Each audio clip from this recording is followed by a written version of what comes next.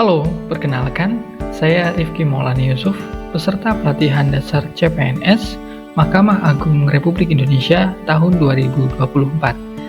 Pada kesempatan kali ini, saya ingin menyampaikan review materi agenda 2 terkait nilai-nilai dasar ASN berakhlak, terutama terkait dengan nilai adaptif dan kolaboratif.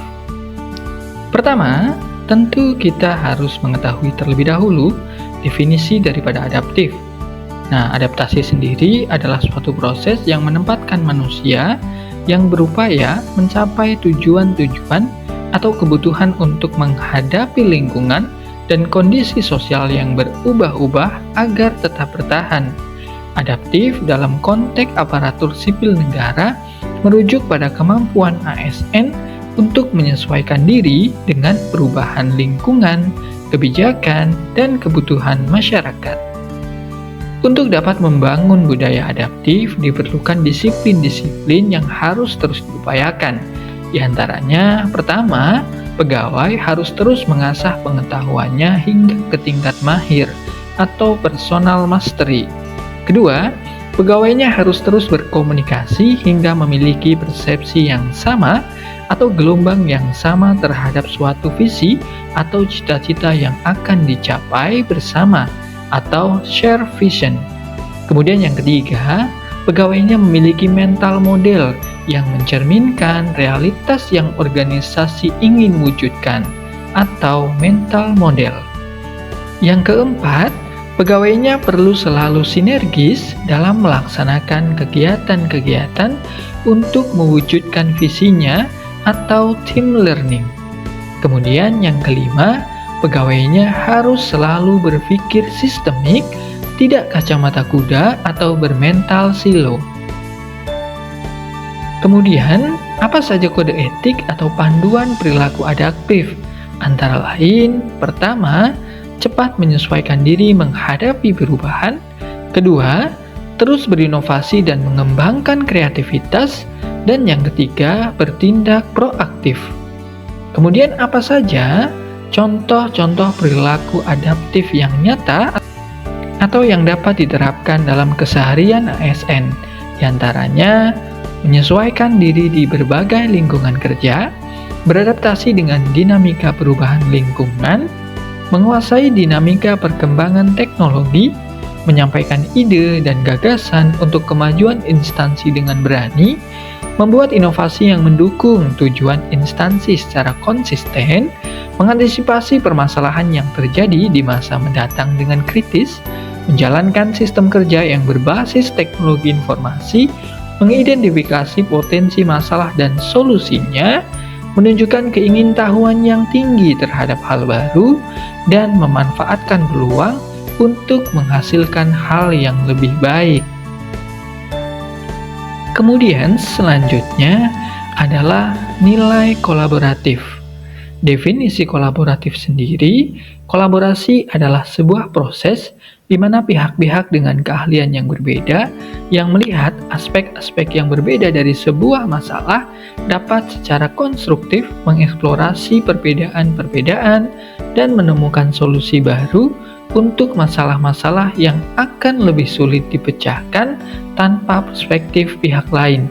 Atau dalam konteks collaborative governance, Ansel and Guth menyatakan collaborative governance mencakup kemitraan institusi pemerintah untuk pelayanan publik, sebuah pendekatan pengambilan keputusan, tata kelola kolaboratif, serangkaian aktivitas bersama di mana mitra saling menghasilkan tujuan dan strategi dan berbagi tanggung jawab dan sumber daya. Nah, apa saja kriteria dari kolaboratif? Kriteria kolaboratif antara lain, yang pertama, forum yang diprakarsai oleh lembaga publik atau lembaga. Yang kedua, peserta dalam forum termasuk aktor non-state atau non-pemerintahan. Yang ketiga, peserta terlibat langsung dalam pengambilan keputusan dan bukan hanya dikonsultasikan oleh agensi publik.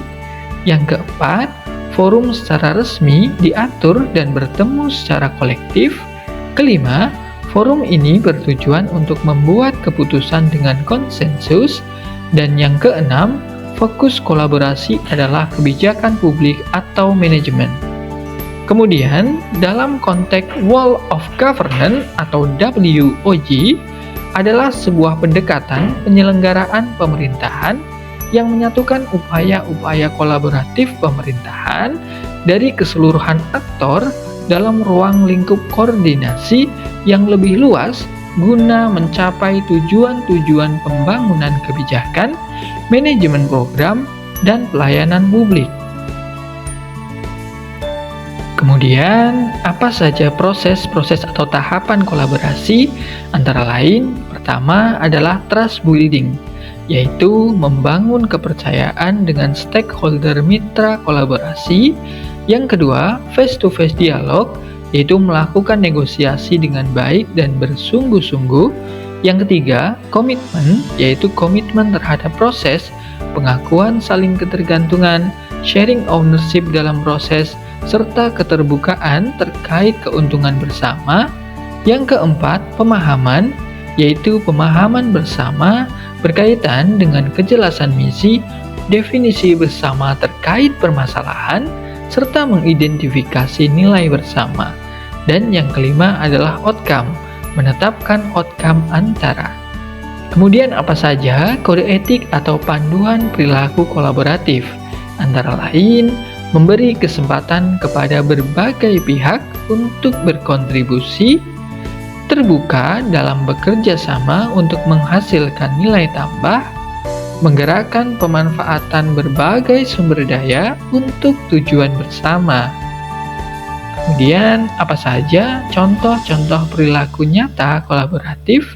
Di antaranya, menerima pendapat dan saran dalam menyelesaikan pekerjaan, memuji keunggulan dan prestasi orang lain, membagi tugas, tanggung jawab, hak dan kewajiban kepada setiap anggota tim kerja secara proporsional, mengajukan diri terlibat dalam proyek secara sukarela, bersinergi dengan pihak-pihak terkait dalam menyelesaikan pekerjaan, mengakui saat berbuat kesalahan, mendorong rekan kerja, atasan, dan bawahan untuk dapat terlibat aktif dalam mencapai tujuan instansi, membangun komunikasi yang efektif dalam berkoordinasi dengan tim kerja, mengoptimalkan sumber daya yang mendukung pencapaian kinerja instansi.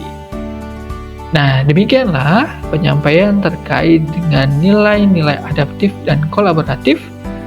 Terima kasih dan sampai jumpa.